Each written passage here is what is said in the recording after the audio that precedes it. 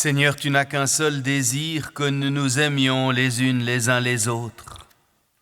Nous te prions. Mets en nous l'inquiétude de l'amour, qui ne trouve pas de repos tant que le pain n'est pas partagé entre tous. Apprends-nous la vérité de l'amour qui jette un regard critique sur soi et le monde et se bat contre tout ce qui amoindrit l'humain et son droit à la vie, à la terre, à la liberté, à la justice. Apprends-nous la patience de l'amour qui croit toujours en l'autre, à la vérité de son désir et à la force du recommencement. Apprends-nous la confiance de l'amour qui ouvre les bras et fait de l'impossible un chemin. Apprends-nous la pauvreté de l'amour qui n'attend rien en retour, mais se perd et se donne. Amen. Et je vous invite à invoquer le Seigneur en prenant le cantique 205.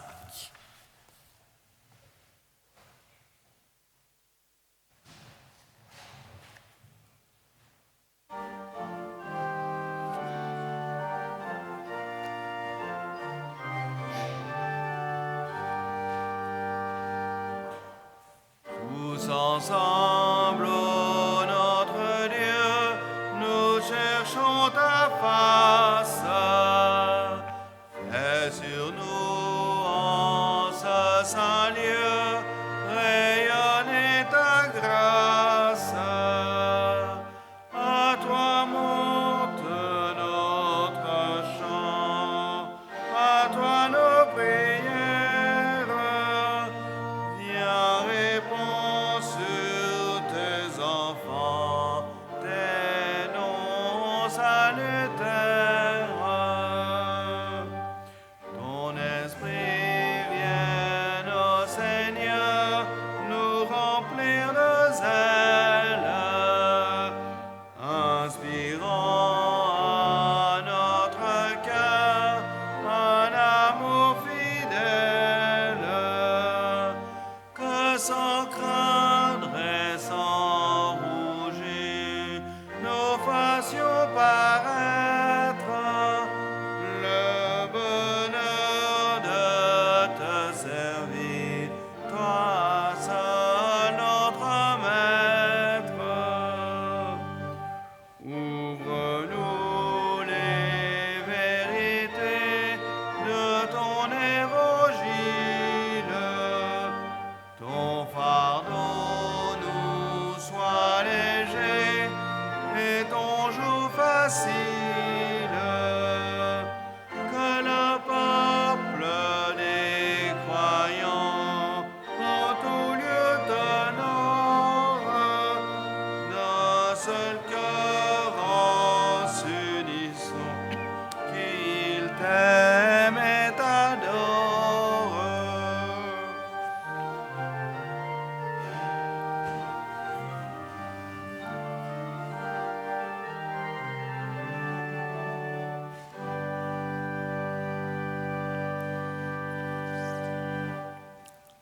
La grâce et la paix vous sont données en abondance de la part de notre Dieu trois fois saint, le Père, le Fils et le Saint-Esprit, un seul Dieu éternellement béni, vers lequel nous voulons nous tourner pour trouver auprès de lui la force, la paix et l'espérance dont nous avons tant besoin. Bienvenue, bienvenue à chacune et chacun d'entre vous ce matin pour ce temps de célébration matinale. C'est un bonheur de vous retrouver ce matin et nous poursuivons ce matin et nous terminons en fait notre série de 5 cultes sur le thème foi et démocratie. Et ce matin, pour terminer ce cycle de prédication, nous aurons comme thème « Être prophète aujourd'hui, lutter pour la justice ». Mais nous voulons louer le Seigneur et nous le faisons avec ces prières ancestrales qui nous accompagnent depuis des millénaires, les psaumes, Les psaumes qui sont aussi souvent un appel à la justice. C'est Daniel qui nous conduit dans la prière du psaume 43.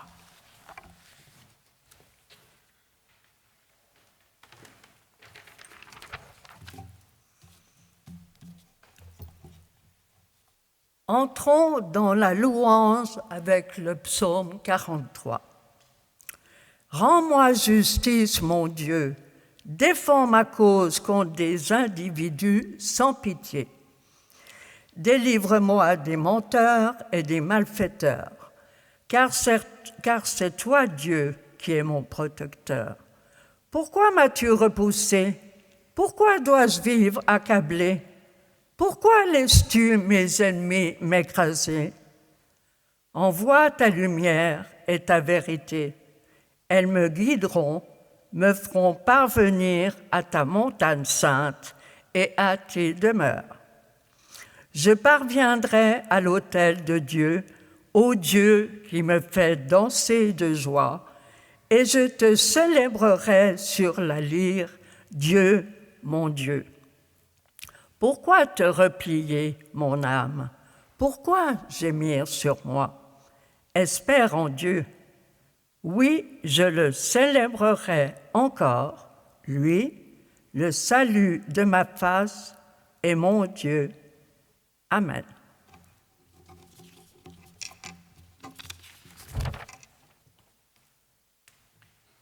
Et nous poursuivons notre louange par le chant avec le cantique 354.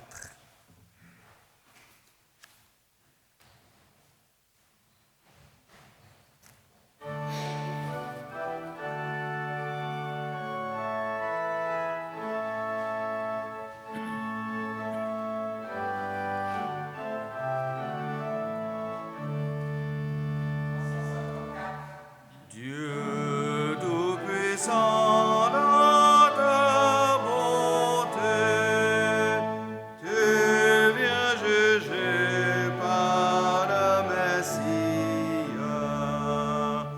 À son amour, l'autorité, sur nos cités, sur notre vie. Aux indigents tu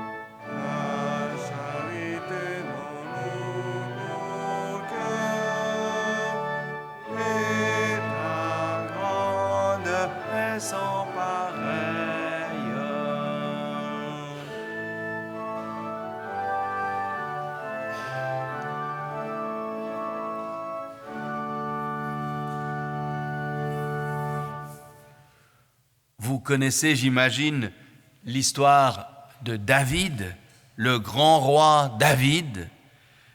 David qui, après avoir accédé au pouvoir et remporté de nombreuses victoires, est au fait de son pouvoir tant politique que religieux.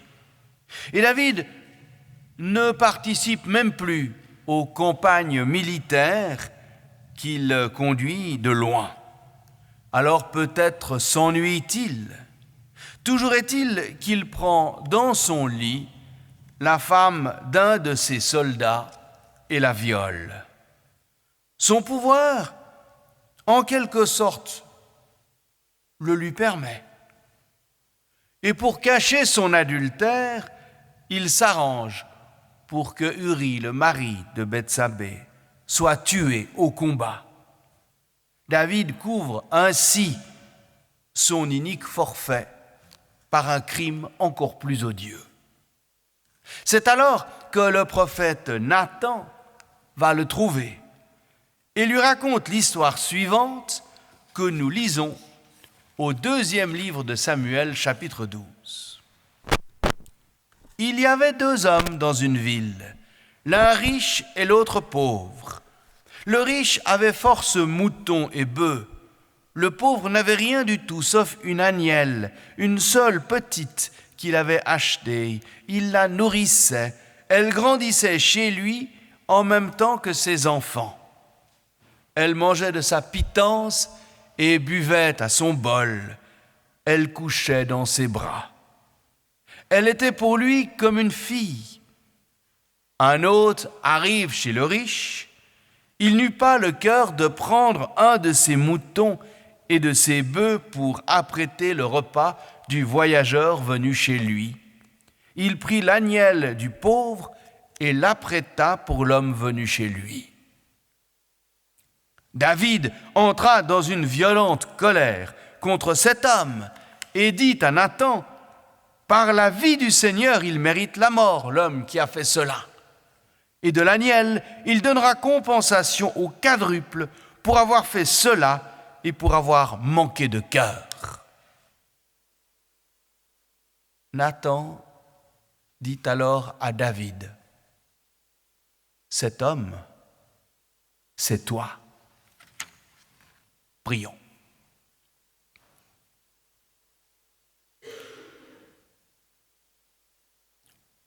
Ô Seigneur, lorsque nous écoutons ta parole et que nous entendons ton appel, nous avons tendance à penser qu'il s'adresse aux autres.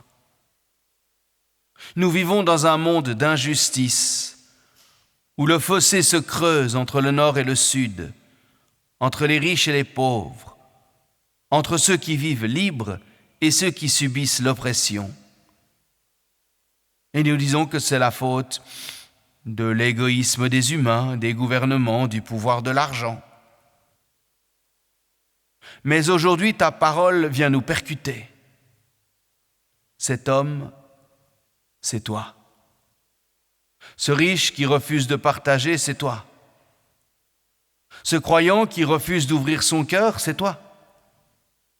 Cet homme pressé qui refuse de s'arrêter, c'est toi. Ce bon citoyen qui refuse d'ouvrir sa porte à l'étranger, c'est toi. Pardonne-nous, Seigneur, et fais-nous vivre de ta vie. Élargis notre cœur. Libère-nous de nos jalousies. Délivre-nous de nos peurs. Faisons silence devant Dieu.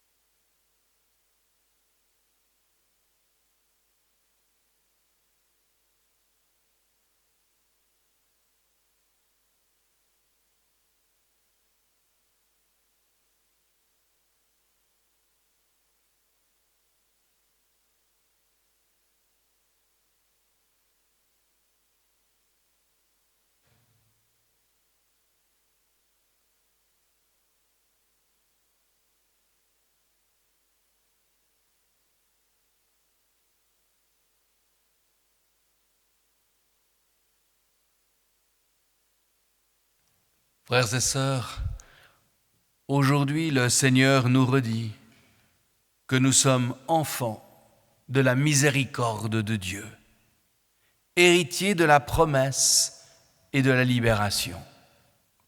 Nous sommes aimés simplement parce que Dieu est amour et pardon.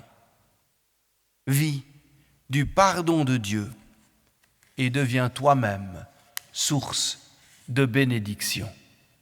Amen.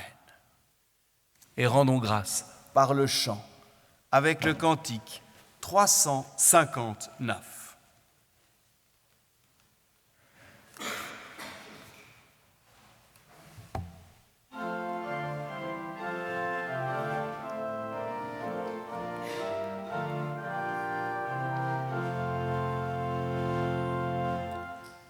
Bénissons Dieu, notre roi, le puissant roi de gloire. De ses bienfaits incessants, célébrons la mémoire. Et quant au lieu, sur la terre et dans les cieux, montent nos chants de victoire. Bénissons Dieu, notre roi, qui toujours fait justice. À l'orgueilleux, rendons nos coups propices. Les chants bontés pour ses enfants révoltés. Son amour est sans limite. Bénissons Dieu, notre roi, célébrons ses louanges. Car il demeure à jamais quand tout passe et tout change. Il nous entend, adressons-lui notre chant, unis au cœur de ses anges.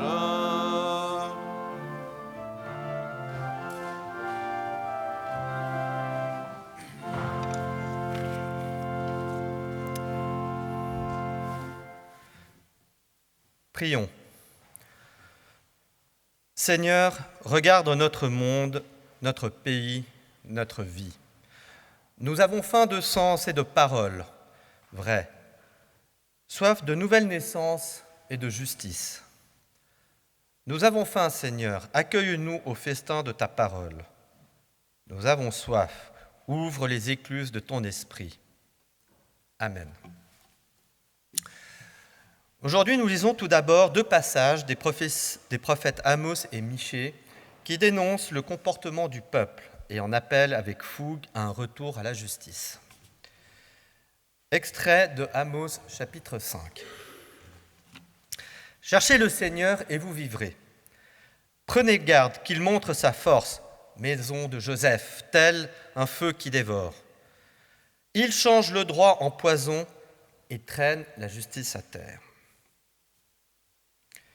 Ils haïssent ceux qui rappellent à l'ordre le tribunal, celui qui prend la parole avec intégrité, ils l'abominent. Eh bien, puisque vous pressurez l'indigent, lui saisissant sa part de grain, ces maisons en pierre de taille que vous avez bâties, vous n'y résiderez pas. Ces vignes de délices que vous avez plantées, vous n'en boirez pas le vin. Car je connais la multitude de vos révoltes et l'énormité de vos péchés, oppresseurs du juste, extorqueurs de rançon. Ils déboutent les pauvres au tribunal. Voilà pourquoi, en un tel temps, l'homme avisé se tait, car c'est un temps de malheur. Cherchez le bien et non le mal, afin que vous viviez, et ainsi que le Seigneur, le Dieu de l'univers, sera avec vous, comme vous le dites. Haïssez le mal, aimez le bien. Rétablissez le droit au tribunal. Peut-être que le Seigneur, le Dieu de l'univers, aura pitié. Je déteste, je méprise vos pèlerinages.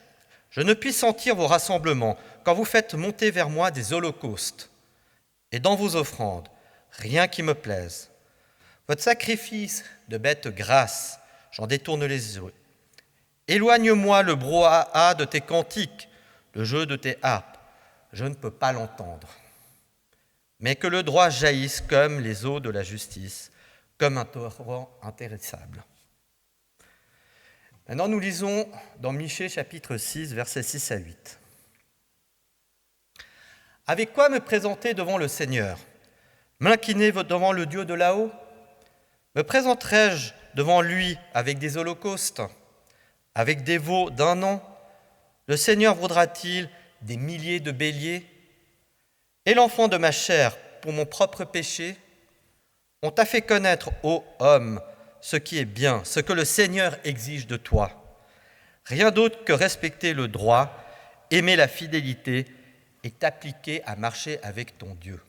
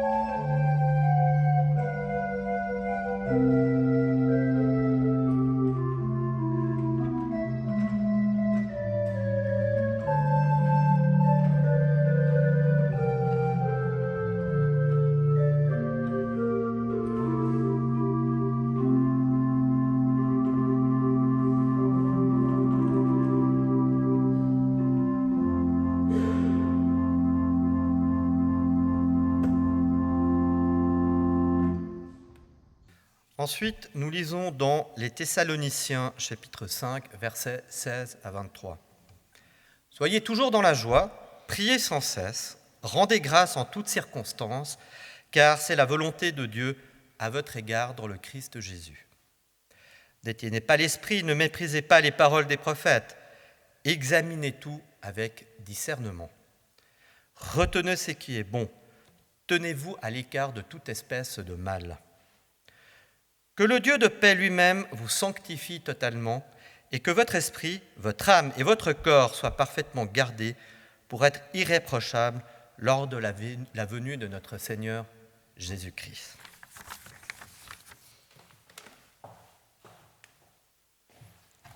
Et nous chantons au cantique 212.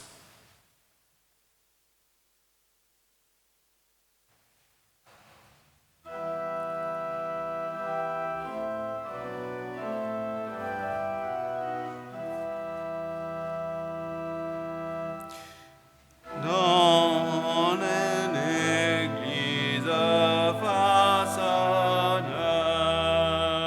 à ta parole, Dieu sauve.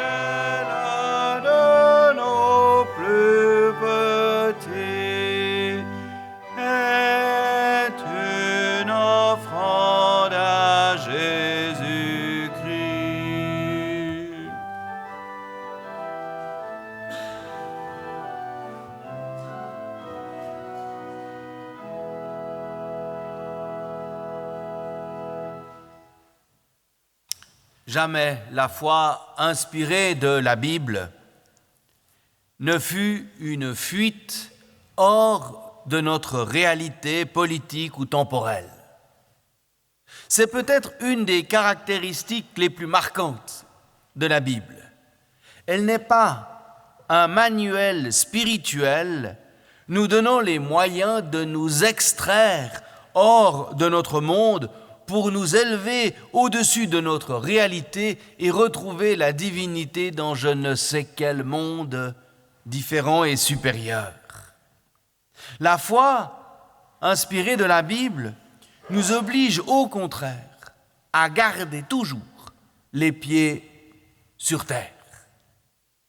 À ce titre, les prophètes de l'Ancien Testament sont exemplaires. Car si dans un premier temps, ils semblent souvent être les témoins d'expériences mystiques, voire extatiques, qui les emmènent dans des mondes étranges, on le voit par exemple à travers les prophéties d'Ézéchiel, qui nous semblent parfois un peu étonnantes, surprenantes, eh bien ces visions pourtant n'ont pas d'autre objectif que de mieux illustrer la réalité concrète, terrène, mondaine. Le prophète ne fuit jamais dans un monde parallèle dans lequel il encouragerait le peuple à le suivre. Non, au contraire, le prophète a pour but de porter la parole de Dieu au cœur du monde et le plus souvent dans des situations politiques, sociales, complexes, tendues. Et le prophète ne prédit jamais l'avenir. Il parle du présent. Il parle du monde d'aujourd'hui.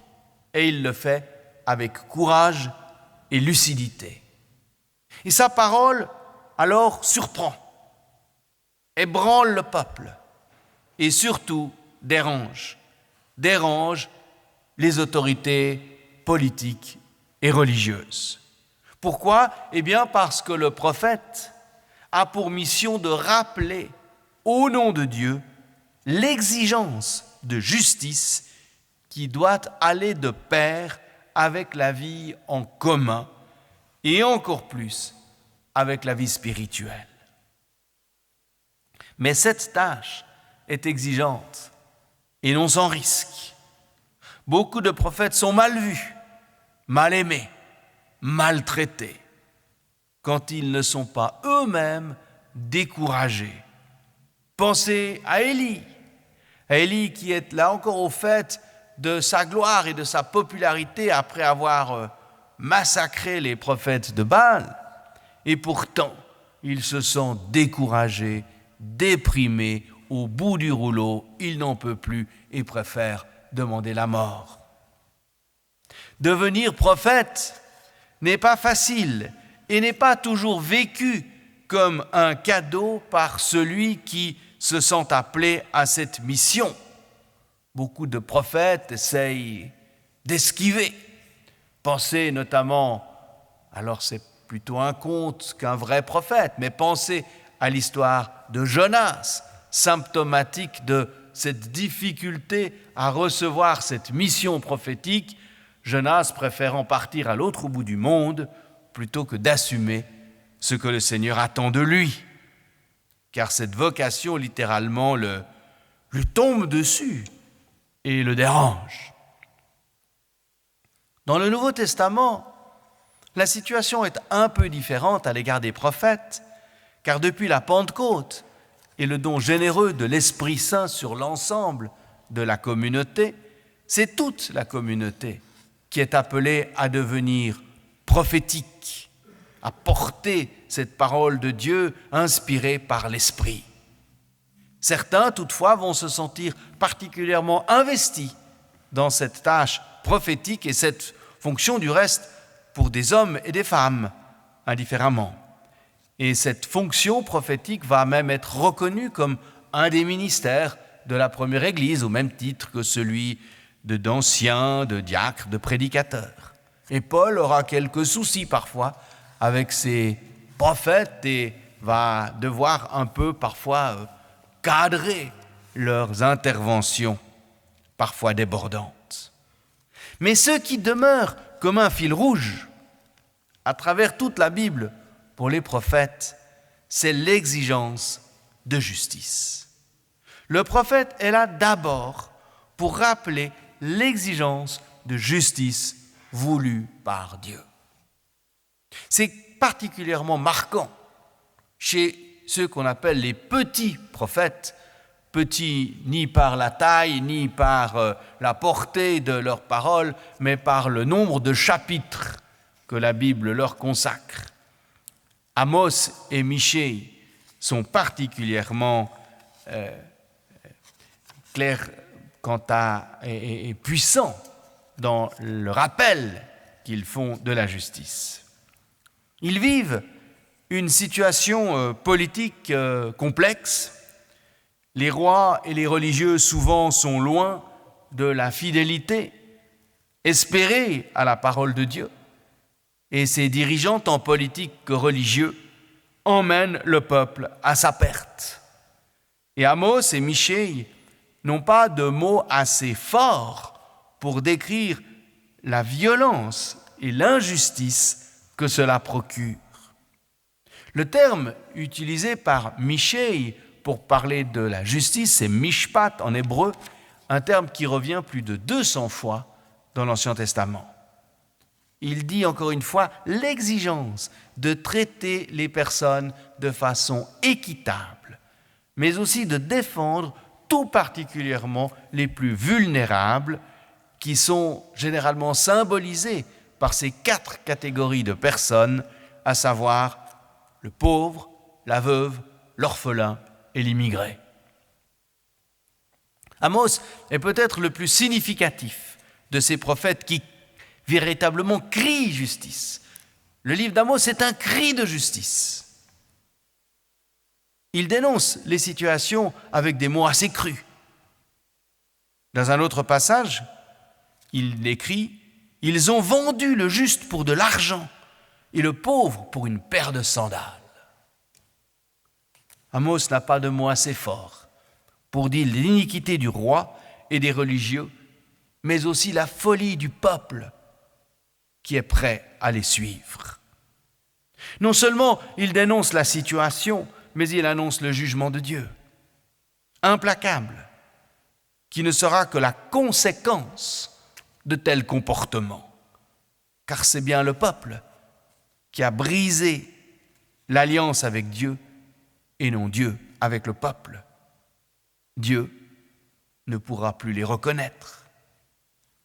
Amos prononce ces oracles dans les années 765-760, quelques décennies à peine avant la chute et la disparition définitive du royaume du Nord en 722. Amos, c'est intéressant, il n'est pas prêtre, il n'est pas religieux, il est éleveur de bétail. Et il ne vient même pas de la région du Nord, il est plutôt du Sud, lui. Mais il se sent appelé par Dieu pour aller prophétiser dans ce contexte précis, aussi bien géographique qu'historique que politique. Et sa parole n'est pas facile à entendre. Il dévoile les conséquences douloureuses du jugement de Dieu. Non seulement il critique la politique menée par le roi, mais également le culte rendu à Dieu. Je méprise vos pèlerinages, le brouhaha de vos cantiques m'insupporte, dit-il au nom de Dieu. Pour Amos, justice et piété vont de pair. Ce qui m'a frappé en relisant le livre d'Amos, outre la virulence de ses propos, c'est combien sa situation peut d'une certaine manière être comparable à la nôtre. Et à l'instant, quand je parlais des brouhahas du cantique, je pense à ces images que nous avons vues des rassemblements à moitié politiques et à moitié religieux qui ont émané aux États-Unis. Ce brouhaha des cantiques. Le souverain de l'époque, Jéroboam II, était plutôt florissant. Les affaires marchaient bien. Il cherchait à conquérir toujours plus de pays Il était puissant, la conjoncture économique, comme je le disais, plutôt favorable pour le peuple. Mais à côté des nantis, on ne le disait pas avec ces mots à l'époque, mais c'est bien de cela dont il s'agit. La fracture sociale, pour le dire avec les mots d'aujourd'hui, ne cessait de se creuser. Il y avait d'un côté ceux qui profitaient du système, les dirigeants politiques, mais aussi les riches, les religieux, et de l'autre, une frange de la population qui était toujours plus pauvre, exploitée, voire même opprimée. Rien de très différent de ce que nous connaissons chez nous, sans même parler de ce qui passe ailleurs, avec ces millions de personnes qui toujours meurent de faim, qui n'ont accès ni à l'eau, ni à la santé, ni à l'éducation, ni à la paix. Quant à l'aspect religieux, au 8e siècle, il était paradoxal, car d'un côté, il était plutôt là encore assez florissant. Le peuple était très pieux, participait à de nombreux sacrifices, chants et pèlerinages. Mais en même temps, le peuple courait derrière des idoles. Une religiosité où la fidélité à la parole et surtout la morale était absente. Or aujourd'hui, ce qui me frappe, ce n'est pas tant l'absence de spiritualité dans notre monde. J'ai presque envie parfois de dire comme Paul le fit aux Athéniens dans son fameux discours, en disant qu'il les considérait à bien des égards comme trop religieux. Parfois, j'ai l'impression que notre monde est presque trop religieux, à certains égards prêt à suivre toutes sortes d'idoles qui promettent bonheur et richesse. Mais ce qui me frappe, c'est l'absence de moralité. On pourrait même parler de décadence morale et d'une forme de cynisme qui semble prévaloir dans les affaires du monde aujourd'hui. À un moment donné, nous dit Amos, nous rappellent les prophètes, il va falloir choisir son camp. Cherchez le Seigneur et vous vivrez, dit Amos, avec fougue. Et le camp du Seigneur ne peut être que celui de la moralité et de la justice. On ne peut servir deux maîtres, rappellera encore Jésus-Christ. Chercher le Seigneur, selon la formule d'Amos, c'est chercher le bien, et pas seulement comme une vague philosophie de vie. C'est chercher à demeurer fidèle au commandement divin. Haïssez le mal, aimez le bien, rétablissez le droit au tribunal, lance Amos. Cela veut dire concrètement pour nous, lutter pour la justice, que ce soit la justice civile, mais aussi la justice internationale, grandement menacée et attaquée avec une force encore jamais vue par les puissants aujourd'hui. Ou encore la justice climatique, abandonnée de tous, semble-t-il. Ou encore la justice sociale.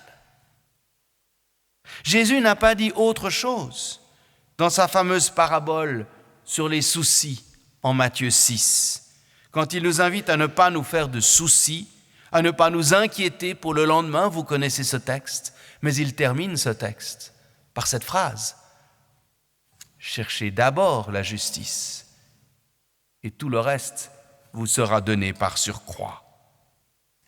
Nous ne pouvons transiger avec l'exigence de justice. Or, la justice est menacée. Regardez les attaques contre le tribunal pénal international. Regardez à quel point, même dans un pays comme la Suisse qui offre sécurité et justice, combien la fracture sociale ne cesse de se creuser. Combien le cynisme et le seul appât du gain prévaut dans les règles du commerce, et combien la finance ne fait que profiter aux plus riches.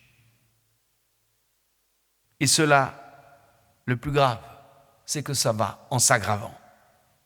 De plus en plus, la justice ne semble plus vue par celles et ceux qui nous dirigent politiquement ou économiquement comme un but à atteindre, un bien précieux à sauvegarder, mais hélas, bien plus comme quelque chose qui les contraint, les empêche et qu'il faut attaquer par tous les moyens. Voyez les nombreuses attaques des politiciens décomplexés contre les juges. C'est proprement honteux. Celles des multinationales contre les ONG. La justice les dérange. Elle n'est pas bonne pour les affaires. Nous avons cité en début du culte l'histoire de David et Bethsabée et l'intervention courageuse du prophète Nathan. On aurait pu citer encore l'histoire de la vigne de Naboth. Vous connaissez cette histoire. Le roi Akab souhaite s'emparer de la vigne de Naboth. Il est prêt à lui donner un bon prix, mais Naboth refuse car c'est un bien qui lui est précieux, qui lui est cher. Akab en est fort dépité.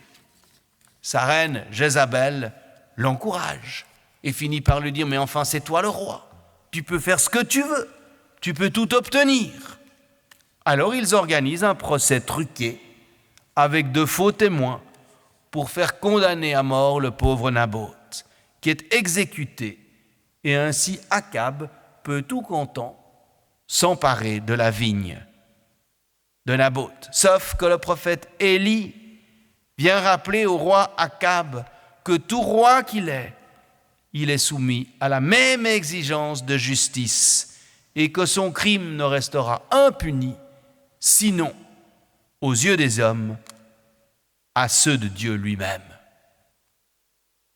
L'histoire de la vigne de Naboth est terrible et d'une redoutable actualité.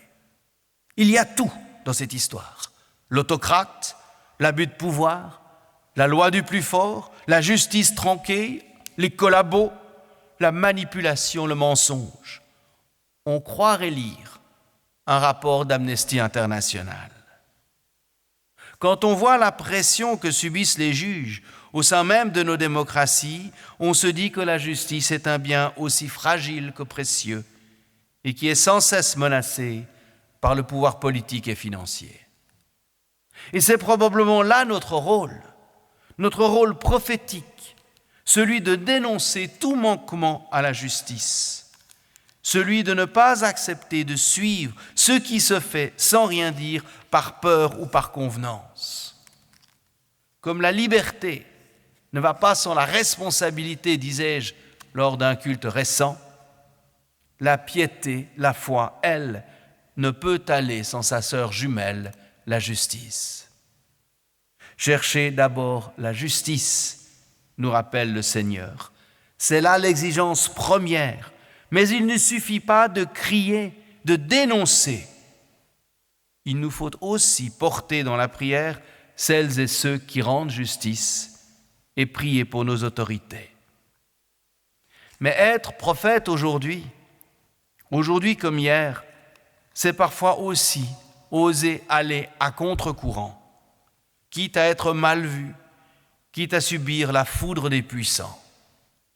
J'ai déjà cité, il y a peu de temps, la révérende Butter, évêque presbytérienne, qui a osé rappeler à Trump, lors de son investiture, ses devoirs à l'égard des plus vulnérables.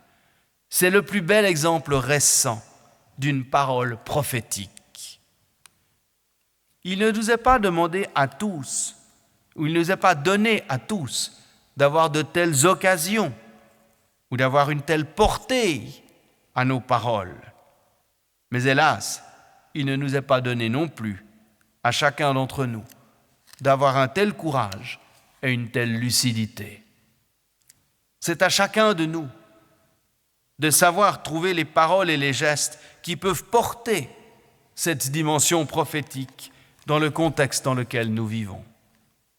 Mais là où ça devient compliqué, c'est qu'il devient aussi difficile de reconnaître une parole prophétique. Le flot d'informations et de discours a tendance à masquer ou à étouffer la voix de celles et ceux qui ne cèdent pas aux sirènes de l'immédiateté, des modes ou du relativisme. De plus, la parole ou le geste prophétique sont rarement couronnés de succès. Ils semblent souvent crier dans le désert, même ceux des personnalités les plus connues. Pensez à feu le pape François, qui a posé un geste prophétique fort en effectuant son premier déplacement de pontife sur l'île de Lampedusa pour être auprès des migrants. Cela n'a pas empêché l'Europe de continuer avec la même politique migratoire, voire à l'empirer. Mais ce geste, même sans effet direct, restera dans les mémoires. Une parole prophétique enracinée et portée par l'Esprit ne doit pas que dénoncer, elle doit savoir mettre en mouvement. Elle a pour but premier, et c'est là le plus important, de réveiller notre conscience contre l'endormissement, l'apathie, le découragement ou le sentiment d'impuissance dont nous souffrons. Et ces paroles et ces actes prophétiques ne sont pas réservés aux seules personnes connues, puissantes ou médiatiques. Car il y a des prophètes anonymes aujourd'hui, et parmi nous, qui ne peuvent se résoudre au pouvoir de l'argent et aux inégalités, au cynisme et à l'immoralité de notre monde, et qui savent poser dans leur famille, au sein d'associations caritatives, dans leur travail, des gestes et des paroles qui non seulement dénoncent, mais bien plus relèvent et encouragent. Amen.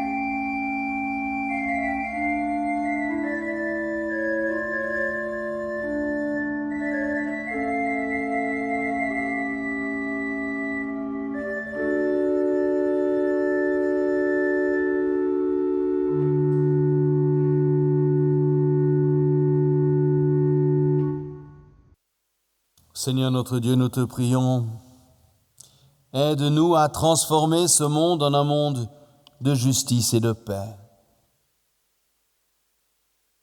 Sans toi, nous nous épuisons. La tâche semble trop lourde, désespérante.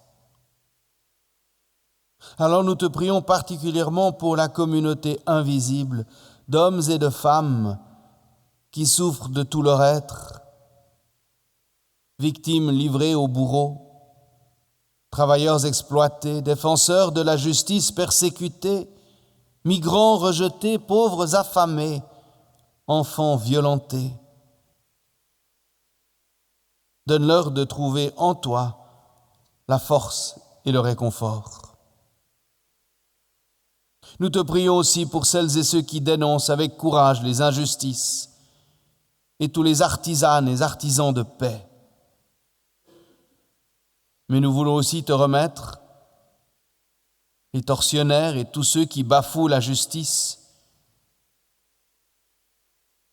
Puissent-ils découvrir ta grâce et ton pardon et se détourner de leur forfait.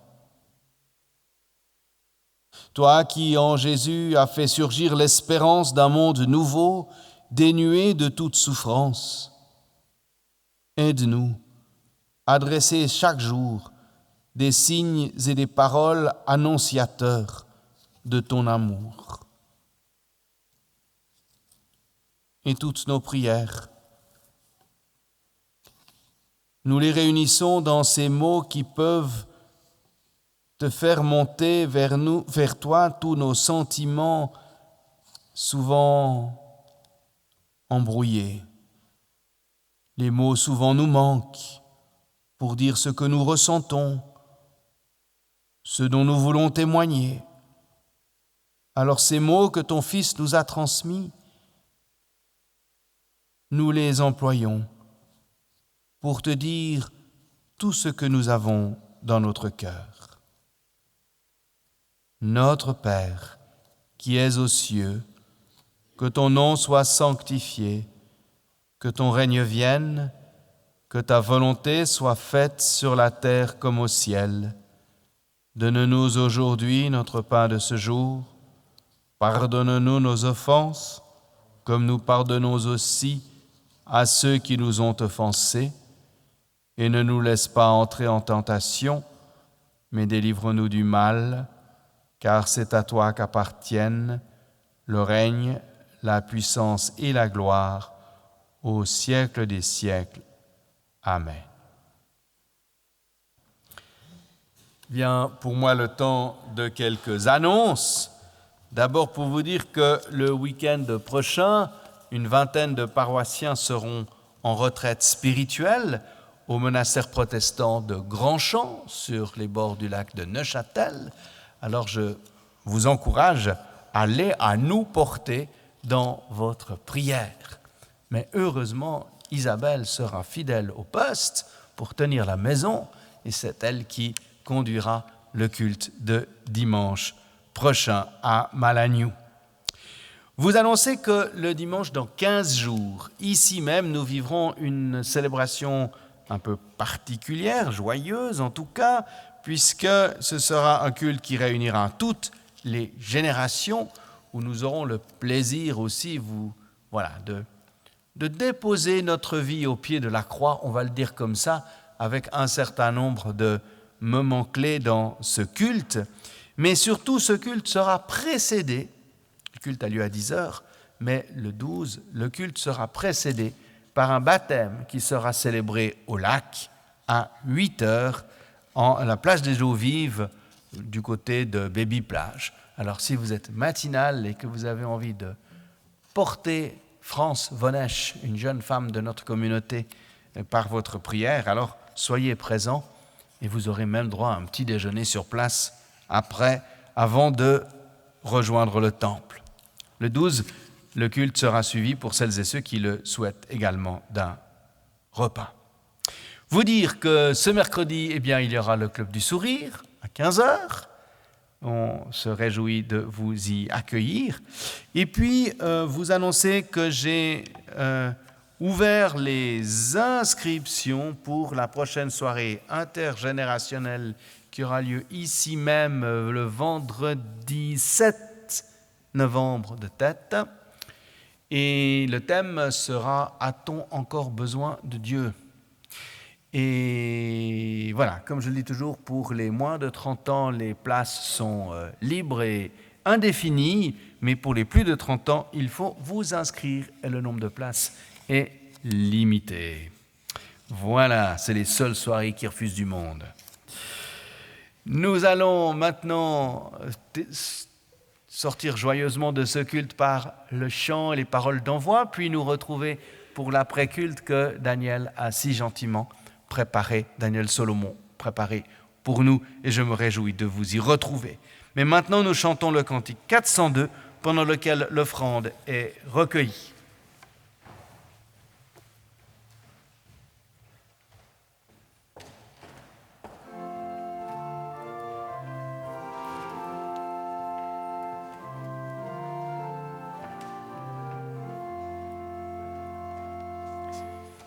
Celui que je suivrai, le Fils du Dieu de grâce, son nom est Jésus-Christ, et nul ne le surpasse. Mon Dieu soutient ma foi, éclaire mon esprit, afin que sans faiblir, je suive Jésus-Christ. Si je sais mon peu de zèle, malgré tous tes bienfaits et ta bonté fidèle. Mais grâce à ton amour, guidé par ton esprit, je n'ai qu'un seul désir, te suivre, ô Jésus-Christ.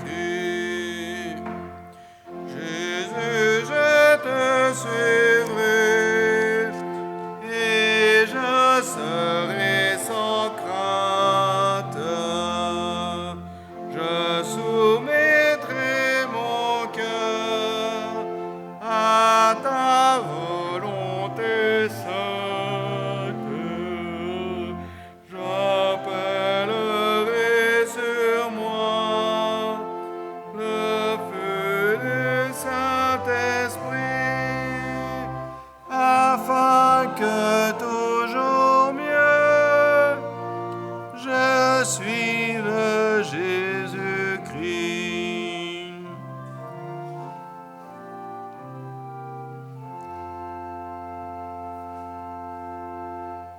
Ô Seigneur, nous te remettons cette offrande.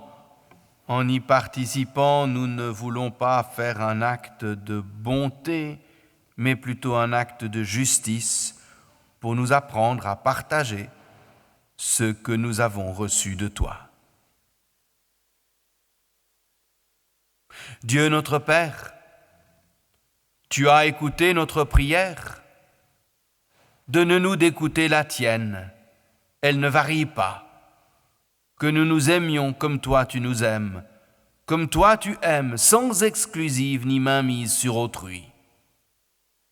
Donne-nous en cela de suivre Jésus ton Fils, notre frère, qui nous accompagne de son esprit tout au long de nos jours. Et que la bénédiction de Dieu nous garde et nous conduise. Que l'amour de Dieu le Père, la grâce de Jésus-Christ, notre Seigneur, et la communion du Saint-Esprit nous conduisent dans sa paix et fasse de nous, là où il nous envoie, des prophètes, des artisans et des artisanes de paix. Amen.